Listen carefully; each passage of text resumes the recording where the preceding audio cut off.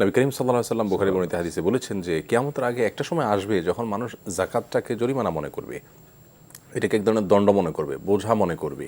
এটা কিয়ামতের আলামত সমূহের মধ্যে থেকে একটি। অথচ আমাদের দৈনন্দিন জীবনে যত খরচ খরচা আছে এগুলোর মতোই একটা খরচ হলো যাকাত।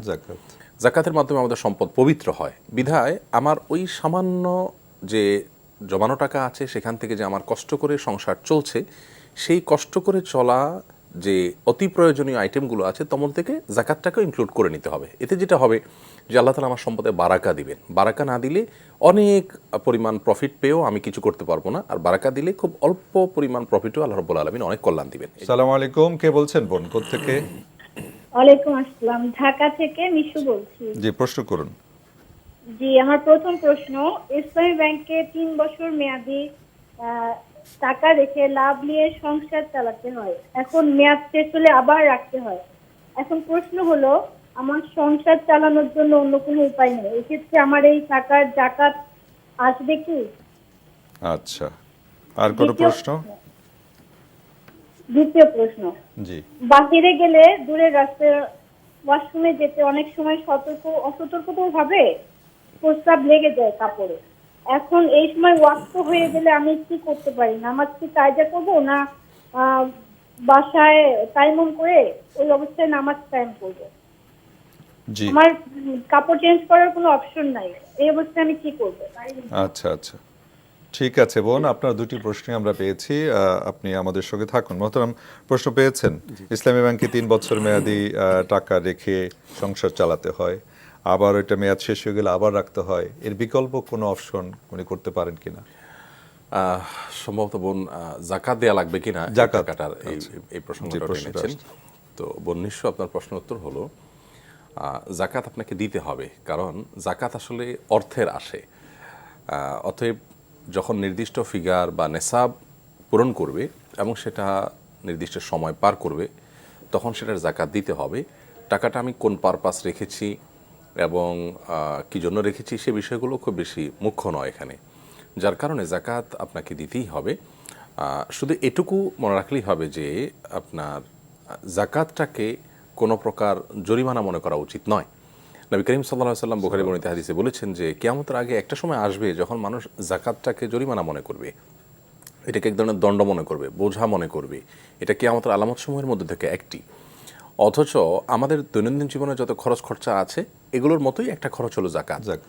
যাকাতের মাধ্যমে আমাদের সম্পদ পবিত্র হয় বিধায় আমার ওই সামান্য যে জমানো টাকা আছে সেখান থেকে যে আমার কষ্ট করে সংসার চলছে, সেই কষ্ট করে চলা যে অতি প্রয়োজনীয় আইটেমগুলো আছে তমন থেকে যাকাতটাকেও ইনক্লুড করে নিতে হবে। এতে যেটা হবে যে আল্লাহ তাআলা আমার সম্পদে বারাকা দিবেন। বারাকা না দিলে অনেক পরিমাণ প্রফিট পেয়েও আমি কিছু করতে পারবো না, আর বারাকা দিলে খুব অল্প পরিমাণ প্রফিটও আল্লাহ রাব্বুল আলামিন অনেক কল্যাণ দিবেন। এই জন্য যাকাতটাকে দণ্ড মনে করা যাবে না, জরিমানা মনে করা যাবে না। এটা আমার সম্পদকে পবিত্র করবে, বারাকা পূর্ণ করবে। এই জন্য যাকাতটা দিতে হবে যদি নেসাবের মধ্যে থাকে।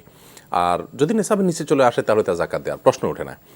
আসলে ইসলাম মানুষকে আল্লাহমুখী করে, আল্লাহর উপরে ভরসা যাতে আসে, তাওয়াক্কুলমুখী করতে চায়। সেজন্যই কিন্তু আমাদেরকে আমার যা আছে সেখান থেকে যাকাত দিতে যদি কমে যায় তো আমি আরেকটা ওয়ে ইনশাল্লাহ খুলব। আমার কোনো ওয়ে নাই, এটা আমাদেরকে শয়তান বলে। একজন ইমানদারের জন্য কোনো ওয়ে নাই, এর কথা সঠিক নয়। ওয়ে আল্লাহর উপর একটা না একটা বের করেই, কোনো ওয়ে যদি না থাকে এবং তার যদি এতে মৃত্যু হয়ে যায় তো জান্নাতের ওয়ে হলো সেটা। বাকি কোনো ওয়ে নাই, কোনো পথ নাই, এই পথগুলো ইমানদারের জন্য শোভনীয় নয়। ইমানদার ওয়া আল্লাহ ফালিয়াতাওয়াক্কাল মুমিনুন, ইমানদার আল্লাহর প্রতি তাওয়াক্কুল করে ভরসা করবে। বিধায় এই সম্পদের যাকাত আপনাকে দিয়ে যেতে হবে, কারণ সম্পদের ফিগার এবং আপনার সময় এই দুইটা যখন শর্ত পূরণ করবে তখন এটা যাকাত দিতেই হবে ইনশাআল্লাহ। জি, ফোন আছে, আমরা ফোনটা নিয়ে নিই, পরের প্রশ্নে আসছি। আসসালামু আলাইকুম, দর্শকে আছেন এই মুহূর্তে। হ্যালো, আমি খুলনা থেকে মোহাম্মদ কিবরিয়া বলছি। জি, কিবরিয়া সাহেব, প্রশ্ন করুন।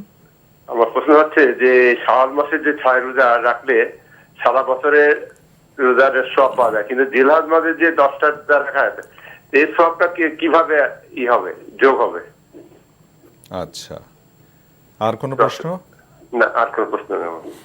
আচ্ছা, আপনার প্রশ্নের উত্তরে যাব তার আগে বোন, এর আগে যিনি নিশু প্রশ্ন করেছিলেন, যিনি আরেকটা প্রশ্ন করেছিলেন যে বাইরে থাকলে ইস্তেঞ্জা করতে গেলে যদি প্রস্রাব লেগে যায় সেক্ষেত্রে নামাজ কি উনি কি করবেন, কাজা করবেন নাকি তায়াম্মুম করবেন? খুবই সুন্দর প্রশ্ন। এটা হতেই পারে যে অসতর্কতাবশত কাপড় চোপড়ে লেগে যেতে পারে। সামান্য নাপাক লেগে গেল। তো এরকম যদি হয় তাহলে সেক্ষেত্রে আমাদের করণীয় হলো যেই জায়গাটা নাপাক লেগেছে ঠিক সেই জায়গাটাকে ধরে আলতো করে টেপে পানিতে একটু ধুয়ে নেব আমরা।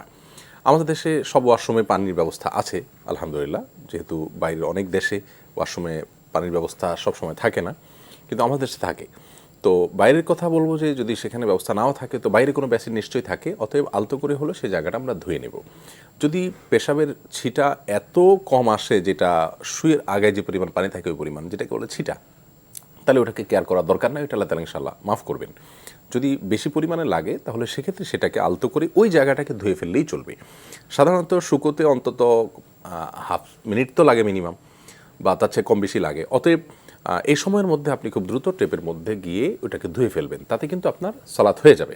আমরা অনেকে মনে করি যে কাপড়ের কোনো এক অংশে অপবিত্রতা লাগলে গোটা কাপড় পুরো চেঞ্জ করতে হয়। না, ব্যাপারটি সেরকম নয়। আল্লাহ রাব্বুল আলামিন আমাদের জন্য সহজ করেছেন। কোরআনে আল্লাহ বলেছেন, ইউরিদুল্লাহু বিকুমুল ইউসরা ওয়ালা ইউরিদু বিকুমুল উসরা। আল্লাহ তোমাদের সহজ করতে চান, কঠিন হোক সেটা আল্লাহ তাআলা চান না। বিধায় ওই জায়গাটা শুধু ধুয়ে ফেললে আমাদের কাপড় পাক হবে, আমরা ওটা দিয়ে সালাত আদায় করব। আর তায়াম্মুমের যে প্রশ্নটা আপনি বলেছেন, তায়াম্মুমের সাথে এর সম্পর্ক নেই, কারণ আপনি তো ওযু করতে পারছেন। এখানে সম্পর্কটা হলো যে আপনি ওই পোশাক নিয়েই কাপড় সালাত আদায় করবেন নাকি কাজা করবেন। উত্তর হলো অবশ্যই আপনি ওই পোশাককে, ওই জায়গাটাকে পাক করে আপনি সালাত আদায় করবেন। এটাকে বিলম্ব করার কোনো সুযোগ নেই। যদি কোনো কারণে আপনি ওইটা ধুতে পারেন নাই, ওইটা কোথায় ছিল আপনি জানেন না, তো বিকল্প কাপড় বলতে একজন পুরুষ যদি হয় তাহলে সেক্ষেত্রে অনেক ইজি। প্রশ্নকর্তা বোন, মেয়েদের যে সদরের ব্যাপারটা, পুরো শরীর যেহেতু ঢাকতে হয় সালাতের জন্য, তো যে অংশে এটা হয়েছে সে পোশাকটাকে মানে পরিবর্তন করার মতো কোনো কিছু যদি থাকে হাতের কাছে, সেটা দিয়ে মুড়িয়ে হলেও সালাত আদায় করতে হবে। সালাত এমন একটা বিষয় যেটাকে বিলম্ব করা যাবে না। কোনো ওই যদি না থাকে ওই অবস্থা সালাত আদায় করতে হবে ইনশাআল্লাহ।